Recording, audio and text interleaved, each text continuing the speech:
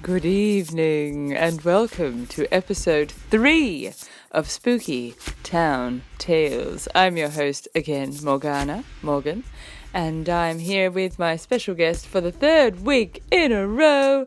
Make him feel welcome, it's Jimmy Barr. Good evening. I think he does actually enjoy it. Do you enjoy it? Oh, it's the trifecta. You've got to get the trifecta. You've got to get the trifecta for the win. This is true. He's come back. He's done me another solid, and we've just recovered from a pretty serious bout of the giggles, which I'm hoping doesn't come back mid-recording because I can feel it building.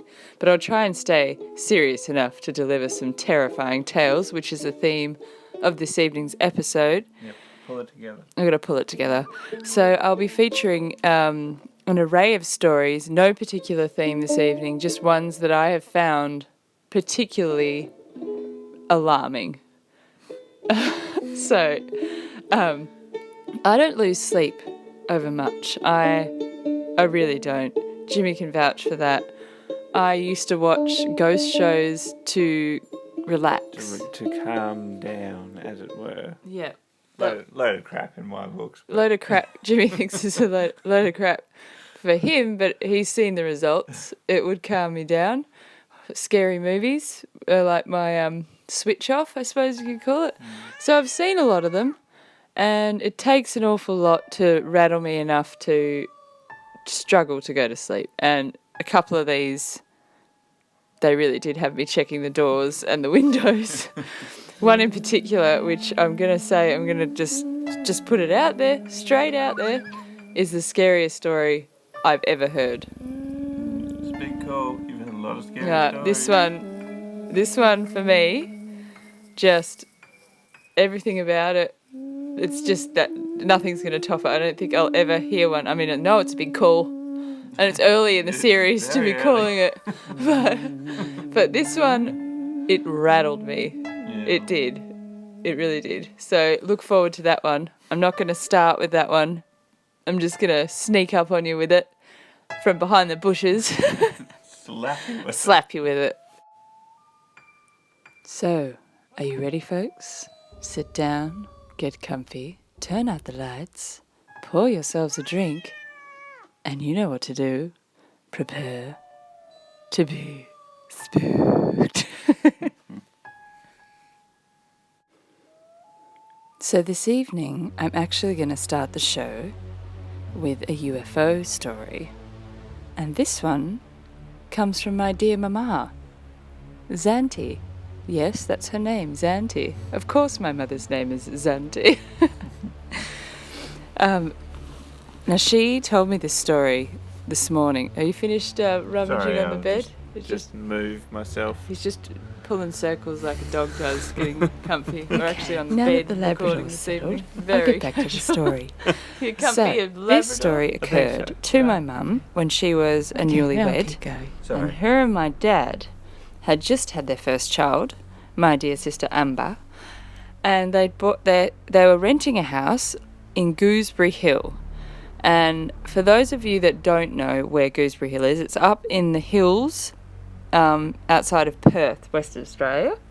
So the place where they were, Gooseberry Hill, the house was on like the top of a hillside, and it looked down into like the forest. It was on the edge of the national park, so they could see down into the valley from the back of where like the kitchen living area was. There was a whole wall of like the glass sliding doors that were very big in the 80s. You know, you had your four. Yeah, big time, yeah. Yeah. That was very common.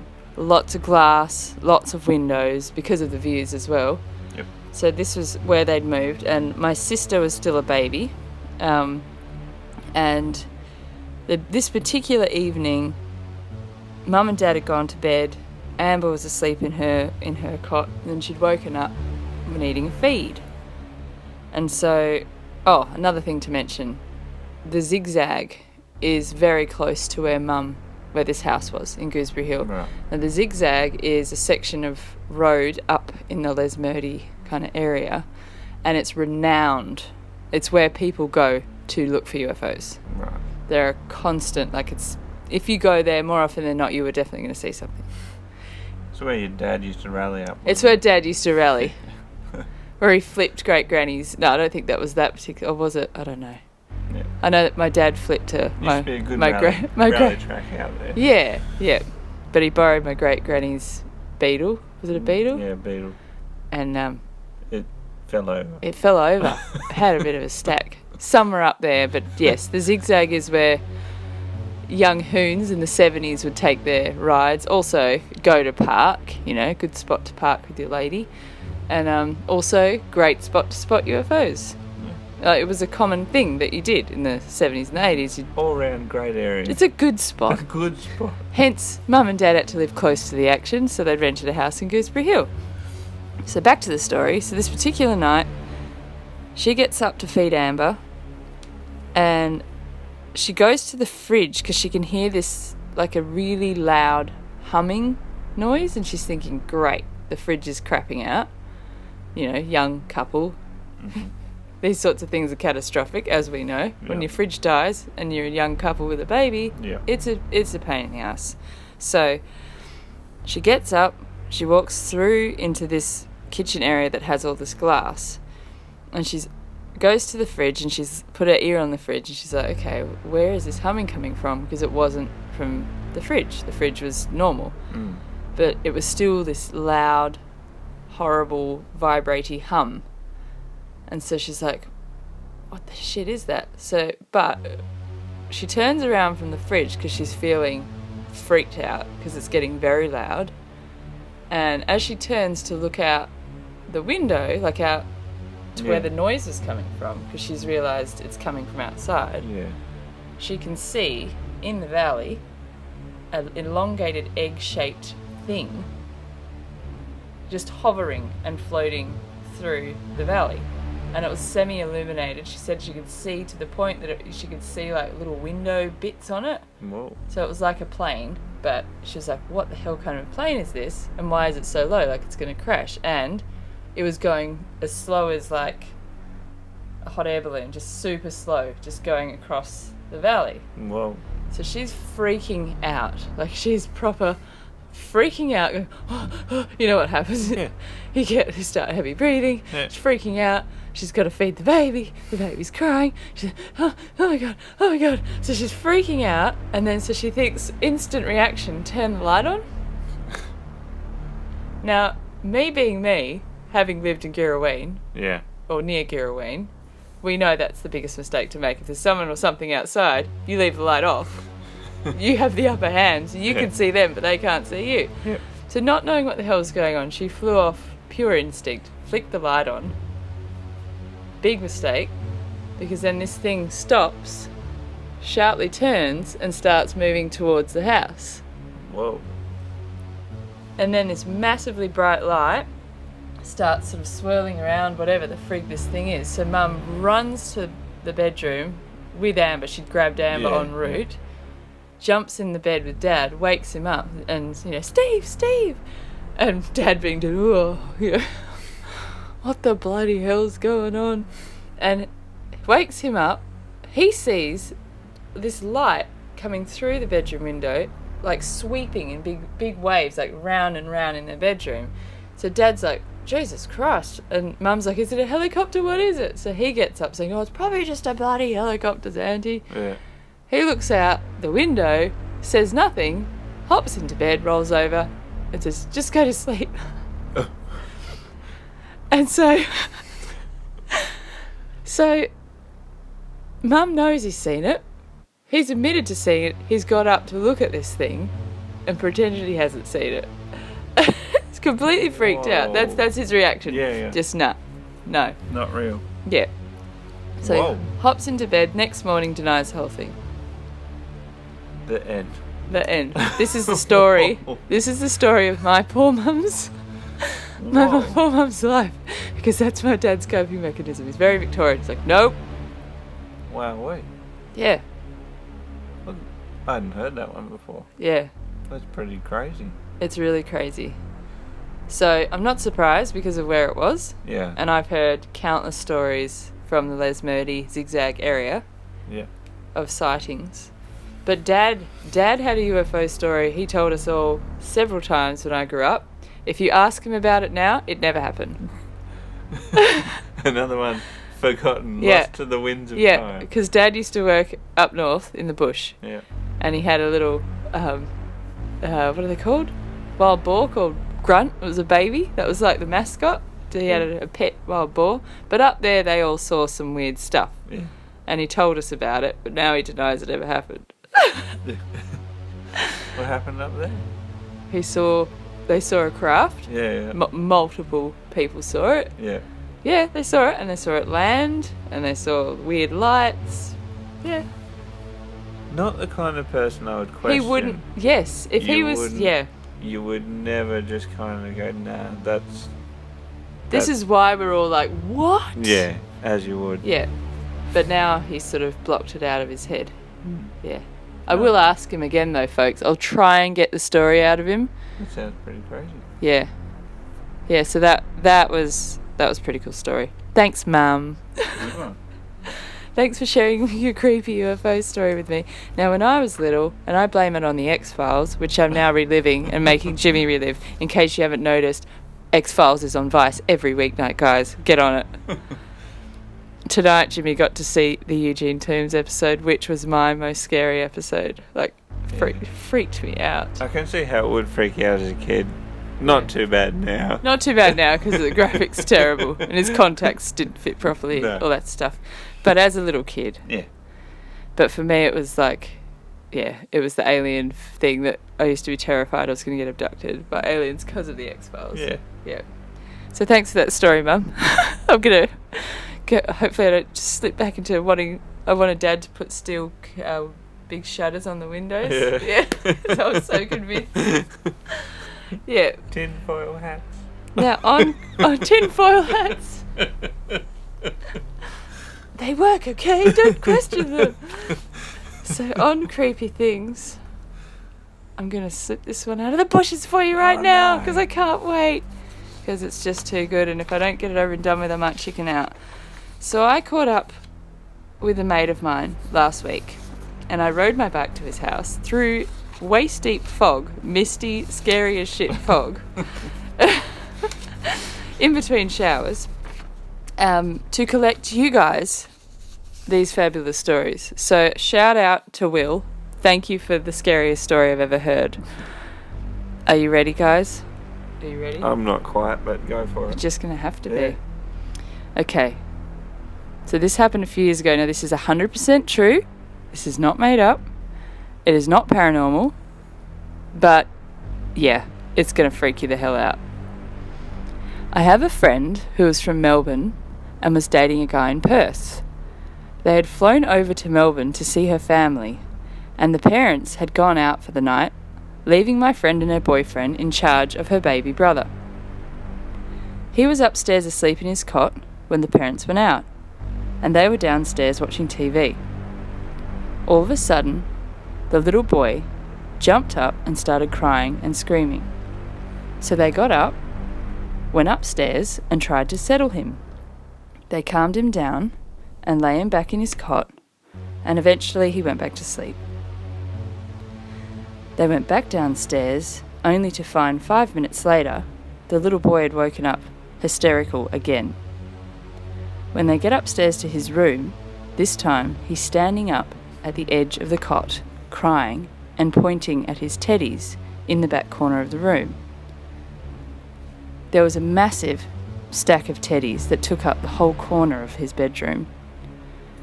He was still standing, hysterically crying and pointing at this massive pile of teddies. She started getting very concerned because he was very distraught, and she was struggling to settle him.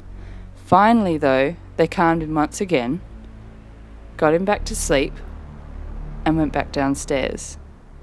They'd barely sat back down when he woke up again for the third time. This time he was completely frantic, screaming and pointing at the teddies. Now this little kid was only like 1.5. Yeah. But by that age, they generally, they settle. Unless they're sick, they generally will settle. So she knew something was up. The boyfriend knew something was up. So the kid's still pointing at these teddies, and there was one particular teddy that he kept freaking out about. So at this point, this friend just decides, I'm going to call Mum and find out if there's something like that I should know. Is he having night terrors, or is there something I should know? So she calls the mum and says, look, Mum, one of the toys that you've bought him is scaring him. To which the mum asks, which one?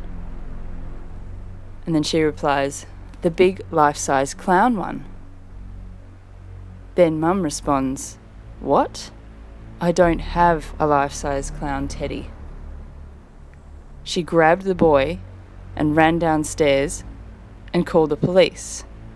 The police rocked up, and what they found was a man had dressed as a clown, broken into the house. He'd placed himself amongst a pile of teddies in the child's room. What? True story. He'd been in there the whole time when they were in there settling this kid. What the heck?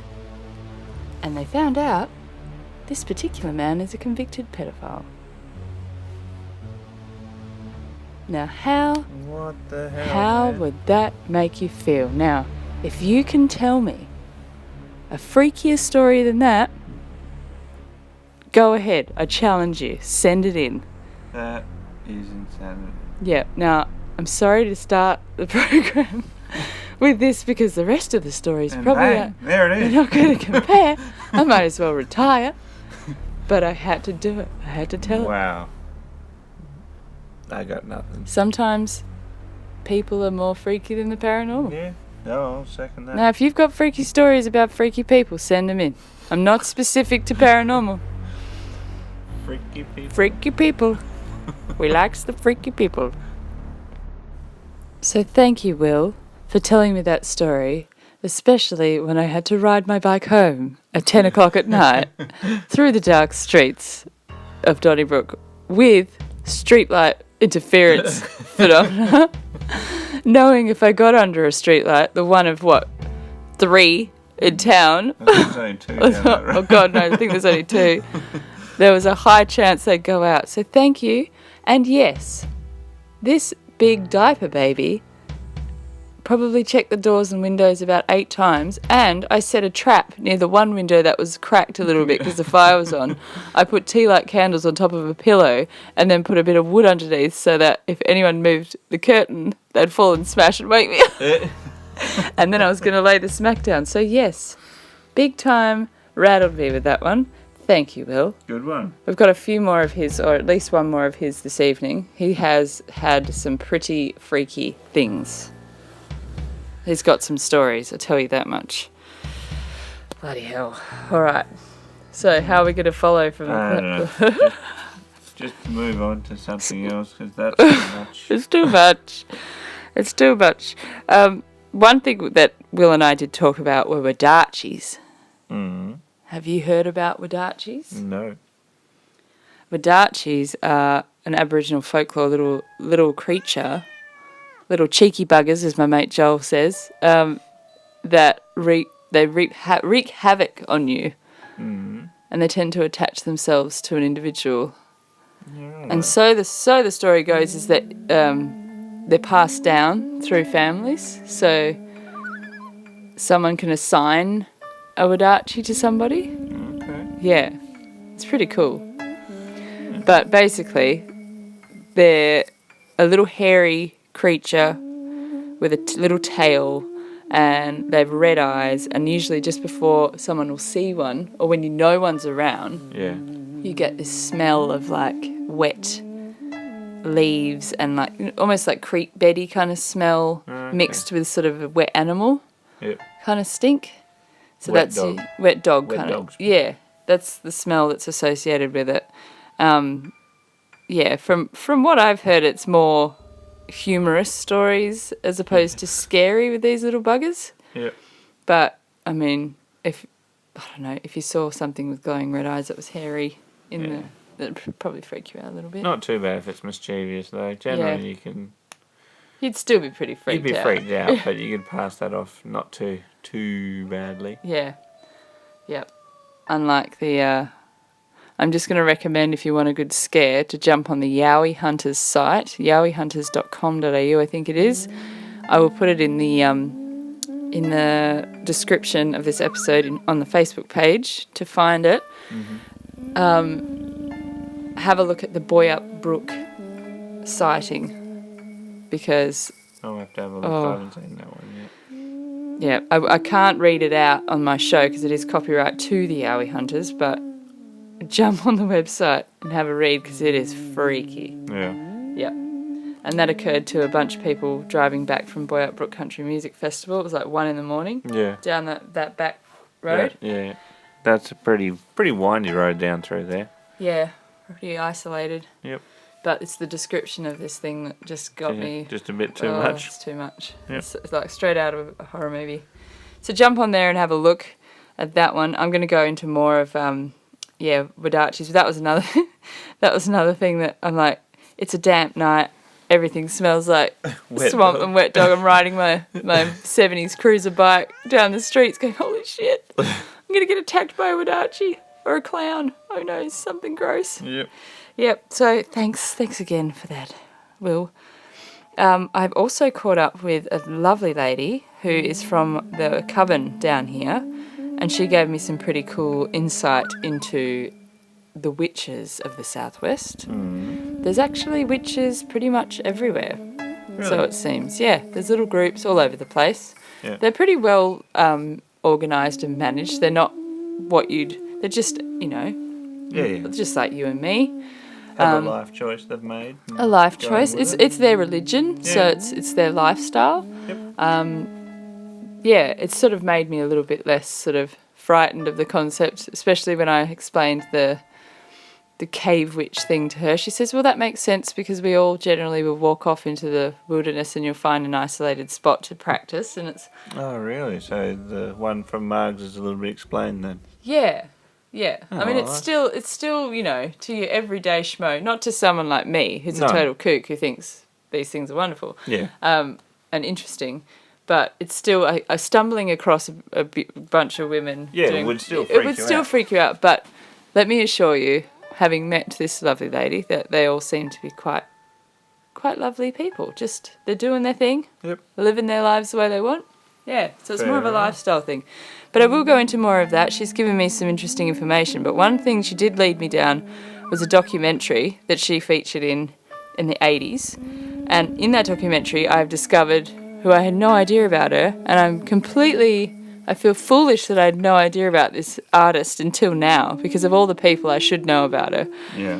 Rosaline Norton was the first Aussie witch who was ever sort of out, as you will, out of the closet as a witch, and she was proud of it. And so she was a self-proclaimed witch. Now, this is in the 1950s. Wow. So imagine how fuddy-duddy the world. And she would do, basically, she lived in the red light district in King's Cross, so proper, debaucherous, where all the strip clubs were. Quite the neighbourhood. Big time. And she spoke out very loudly of witchcraft and magic, and she experimented publicly with trances, and she was basically like a total bohemian. Wow. And quite alarming looking. Like, she looks like your cliche. She's a very cool bohemian lady, but her face, just the way she dressed and everything, is straight out of a storybook. Wow. She basically had her artwork, all her paintings had deep pagan roots, and the public found them very offensive. So the way she put it, she'd get these dreams and visualise these images and then wake up and she'd paint them. Yeah. And they were very provocative. You know, there was boobs and there was devils and there was magic and sorcery and... So you just imagine 1950s. Yeah, absolutely. In the 50s, that's a big no-no. Yeah. So she was eventually arrested for obscenity. But, I mean, she lived out her life and, I just think she's... Look her up, guys. Rosalie Norton. Have a look at her artworks and just imagine them in the 1950s and imagine the stir it would have caused. So she's a pretty cool character, so I'm stoked that I've stumbled upon her. Cool lady. Yeah, really, really cool. Good one. So one thing I've spent this week researching was ley lines, which is what this lovely lady who's involved with covens with pagan, she said majority of the time where people will go to practice along like ley lines and things like this. So is that like the same as fault lines? Or it's not the same as fault lines. So what ley lines are, it's sort of a line that connects spiritual places around the world or across the state. So they get handed down. Yeah. So it's a known thing from like the high priestess from 10 years ago will hand it to the next one and the next one and the next one. So it's something that's handed down. So these areas where they practice, no one really knows how they came across them, but they know that that's where you go. Fair enough. So there's several of those around that obviously are in the know kind of thing. Yeah.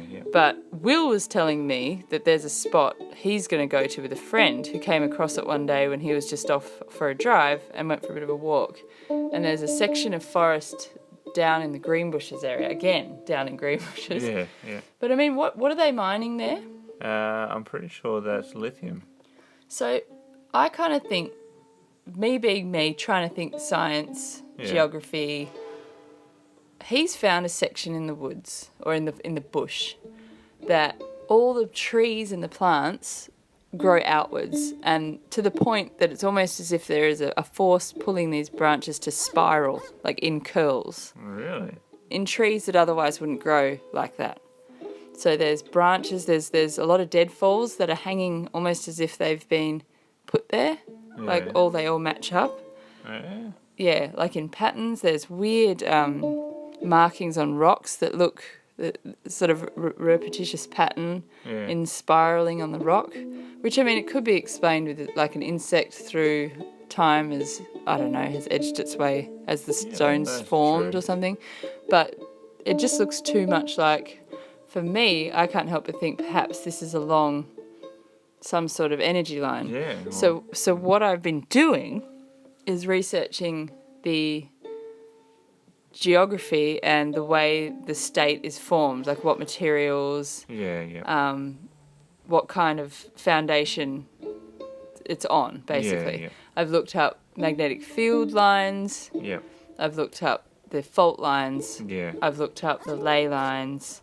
And from what I can see, the southern part of WA does seem to be a section that does have a lot of various from different theoretical, because ley lines very much is just, there's no official, you can't find an official map of ley lines. Yeah.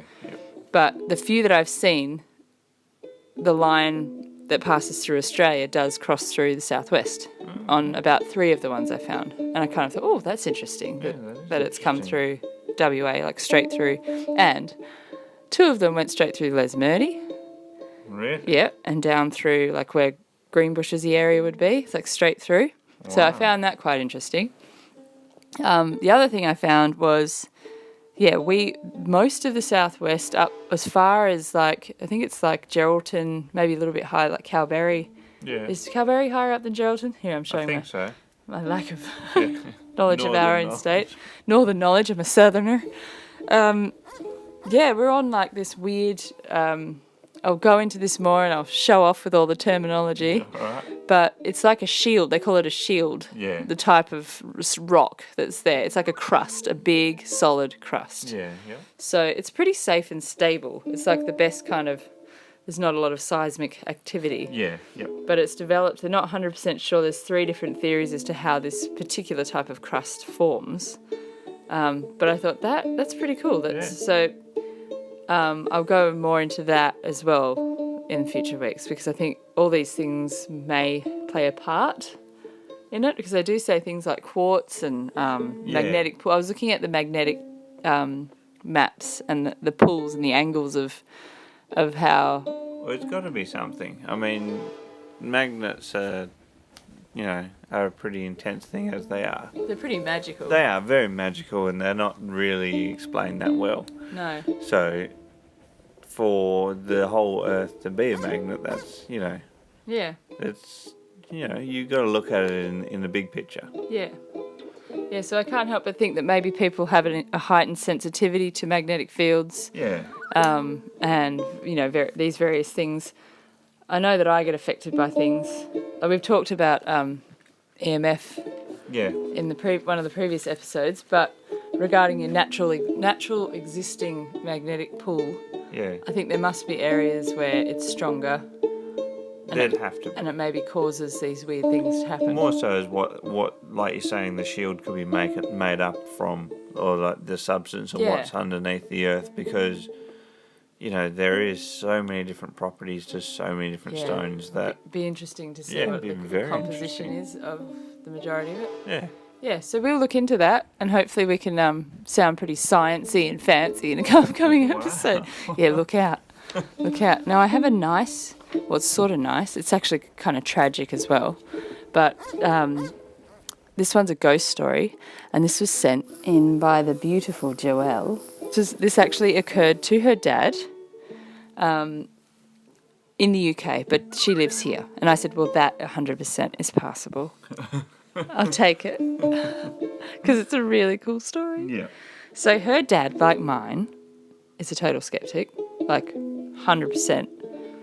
I think, like my dad, I think there could be a ghost standing right in front of him and he'd just go, oh, get out of the way. I'm trying to watch the telly. The Eagles game's on.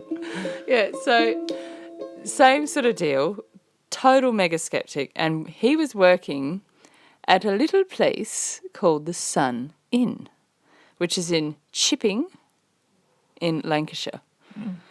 And that is where she grew up. And I think her nan lived there as well. And I'm going to read you what happened to the dad first, and then I'm going to read you the story of the inn. And then you can see why it all ties in. It ties in beautifully.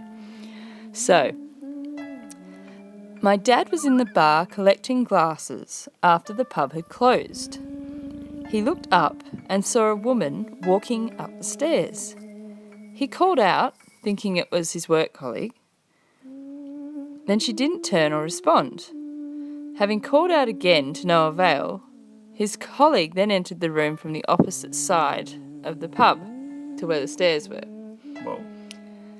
Which naturally alarmed, very much so alarmed. But hang on, how did you get... And apparently she says, he was like, but how did you get over there? You were just over there. And she's like, no, I've been out there the whole time.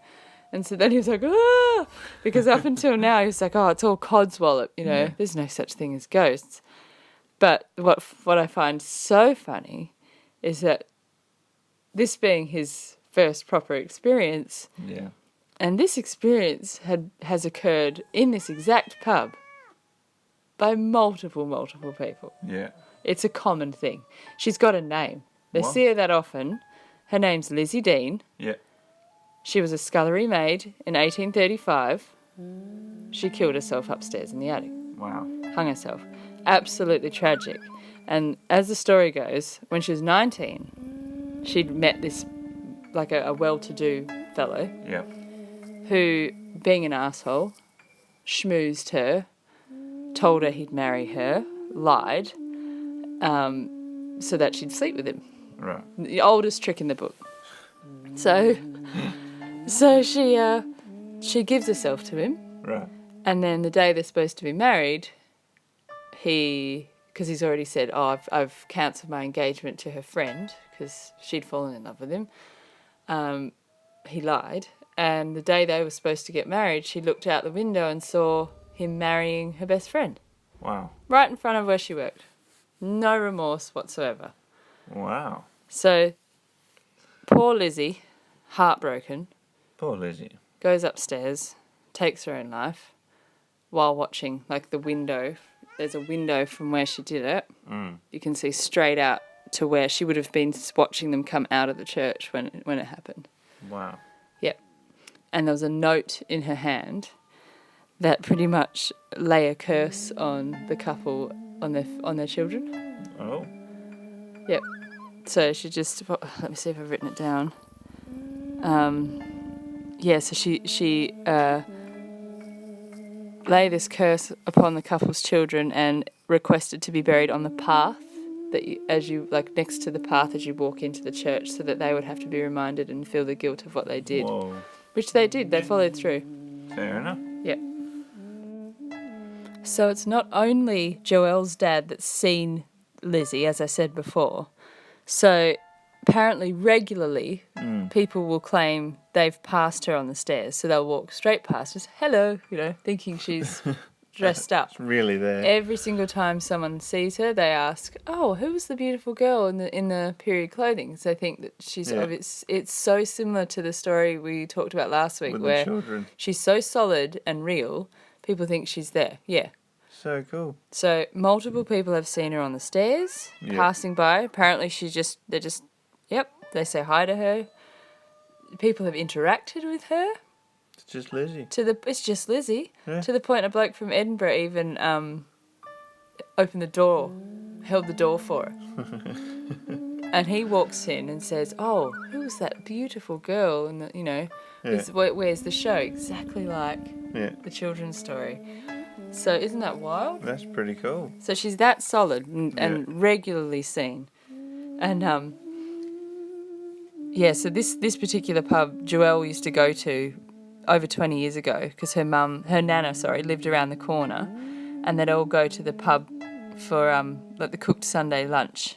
Mm-hmm. And she said that when her and her siblings, when they were kids, they just hated being out in the backyard. Yeah. At after dark. She said it was super scary. Super duper scary. I can understand why, because apparently there's been other reports of children and other sort of ghosties in the area. I think there's a stable as well as part of the building that's got some stuff going on. There's a graveyard across the road. Yeah, well, that's enough to spook any kid. Absolutely, yep. So thank you so much, Joelle, for that story. That's so cool, really cool. And I love that there's all this other evidence of this woman that your dad saw. Is so many people have seen, so it just validates it. Validates that he did see her and he can't deny it. No, sorry, Dad, the skeptic. Skeptic turned believer. Yeah. Okay, this next story it's another one from Will. Will provided the clown story earlier. Thank you, Will. This one actually took place in his house near where I grew up. So in Greenwood. Right. Now he tells me that the Greenwood area is actually, he was told by his friend's mum, who's a Noongar, that the Greenwood Kingsley area, Woodvale area, was where it was an Aboriginal law area. Right. So that's where boys would be sent for their trials, basically. So just a bit of a backstory before I start. I used to sit in the lounge room on our big L-shaped couch. The lounge used to be a carport, but was extended into the lounge room. The front door was off to the side, through a doorway, and the TV was off to the other side. Late at night, I would see a massive, massive black shadow standing halfway in the doorway, watching me. Whoa.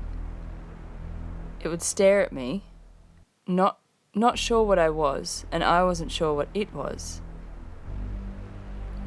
It would give me the full heebie-jeebies, and I would go completely cold. I'd go so pale to the point I would have to get up and try and forget about it and do other things, like change the channel or just try and shake this horrible feeling and make it go away. To get to my room, I would then have to walk through the living room to a hallway.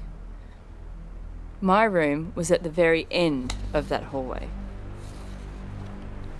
The hallway door was a sliding one, and it didn't have a runner at the bottom to stop it banging. So when you walked past it, the wind from you moving past would knock the door, and it would bounce and hit the door frame.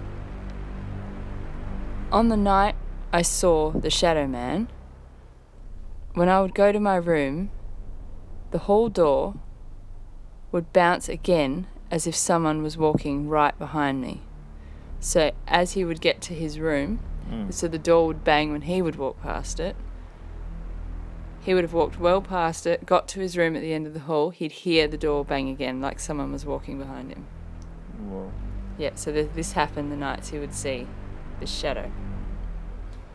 He'd open his door, and then I'd go in my room and close it, and every time it felt like there was someone standing right on the other side as it would shut.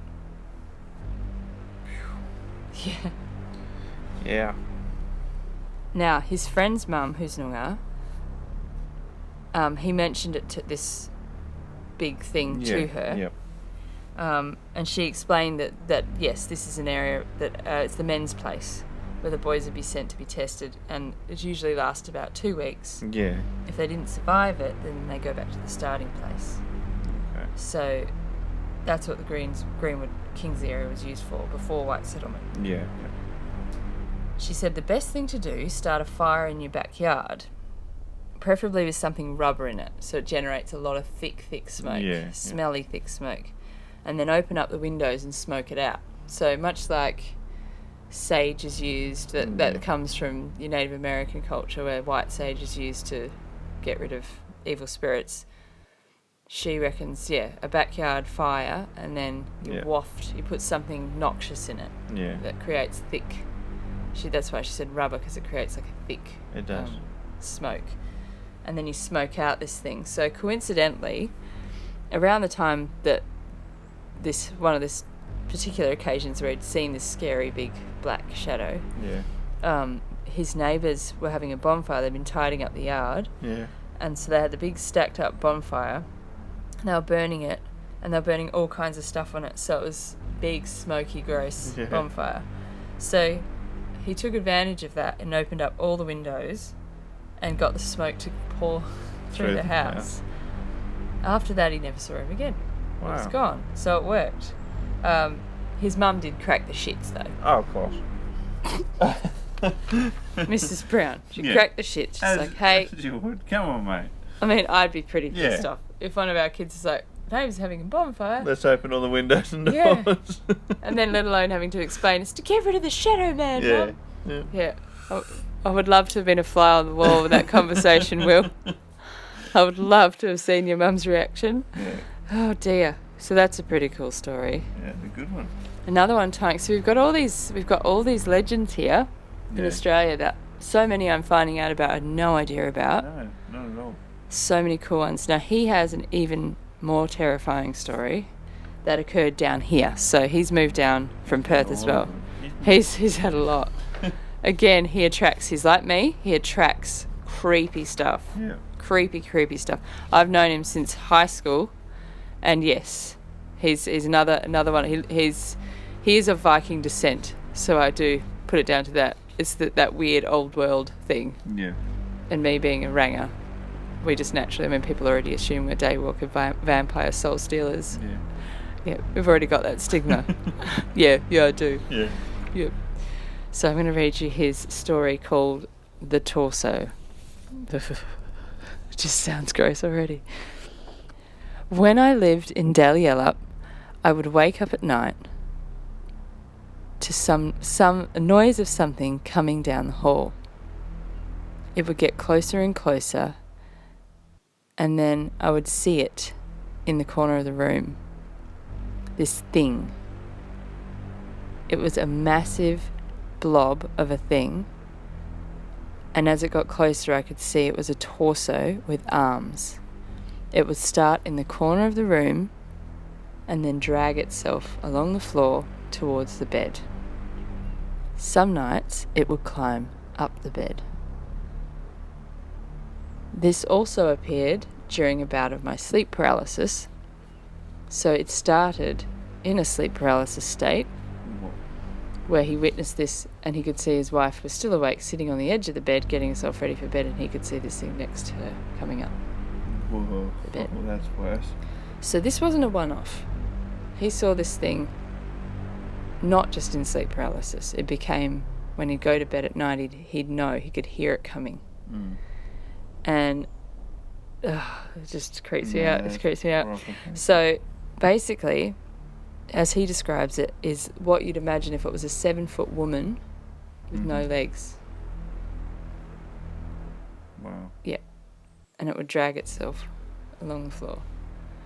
Its face, it started off when he first started seeing it, had like a black, hollow face, so there wasn't much detail to it. Yeah.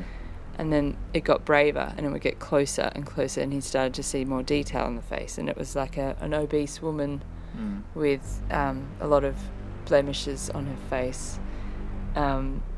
It was quite totally frightening and horrid. Yeah, absolutely.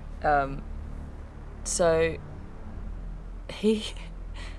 they moved out of that house, and it stopped happening. He's never seen it since. Yeah.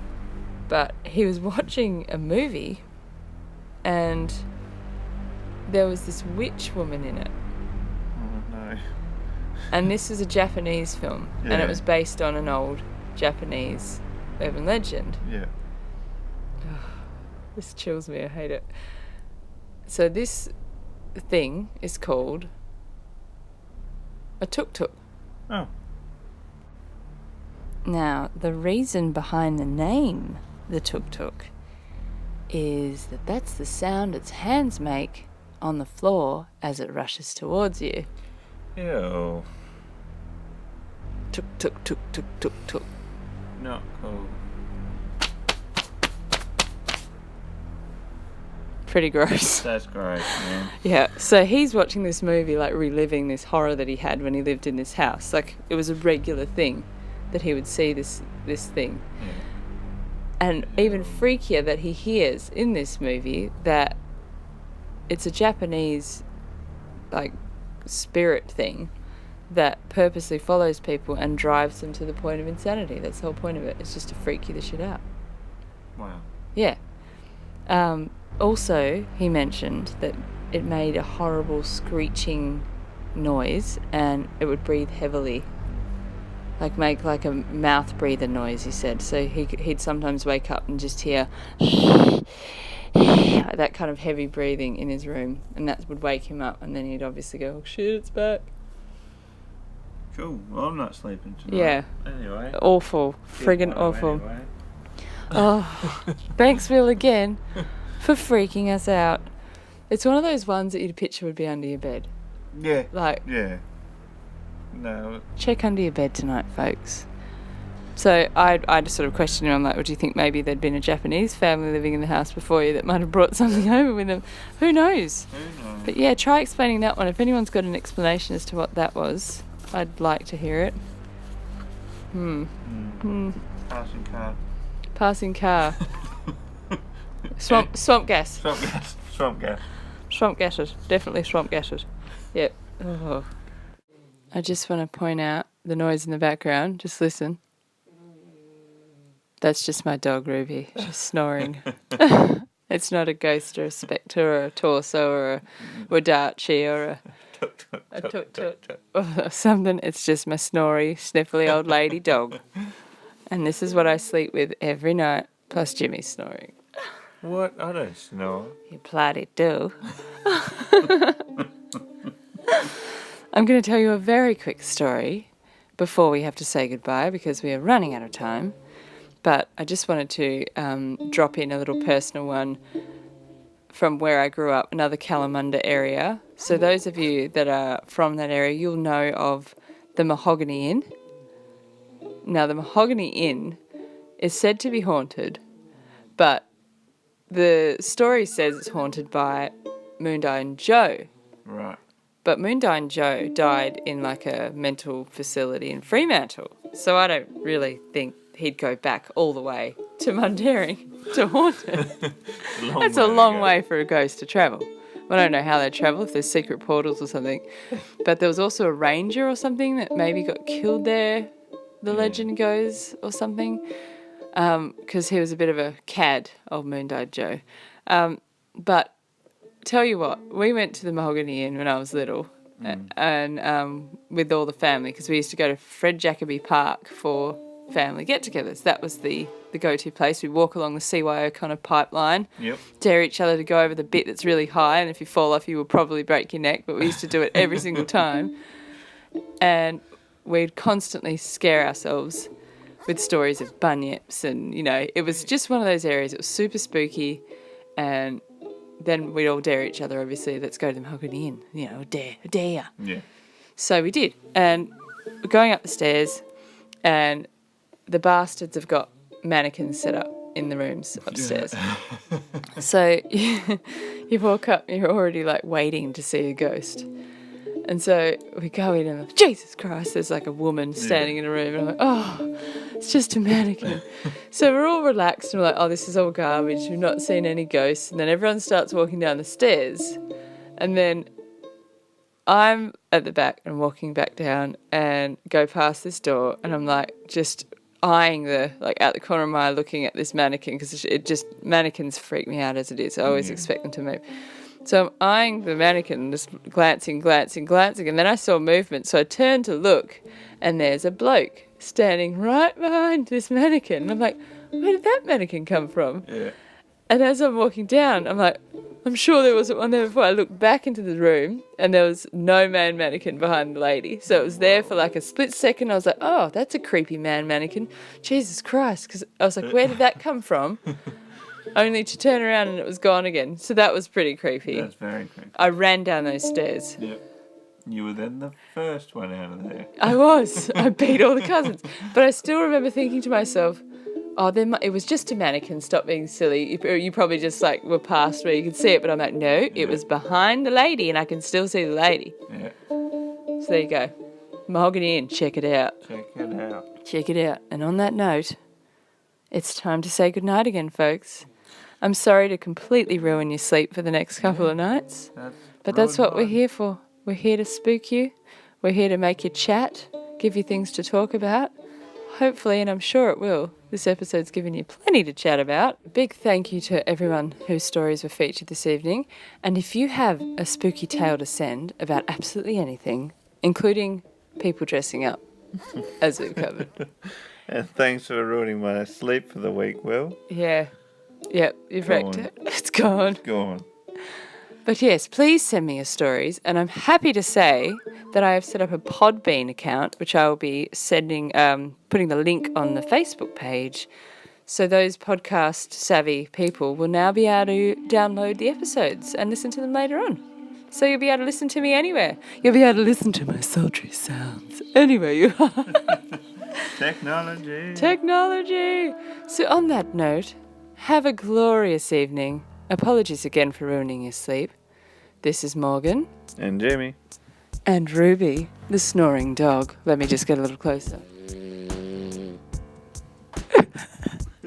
Good night, folks. Stay creepy. Bye.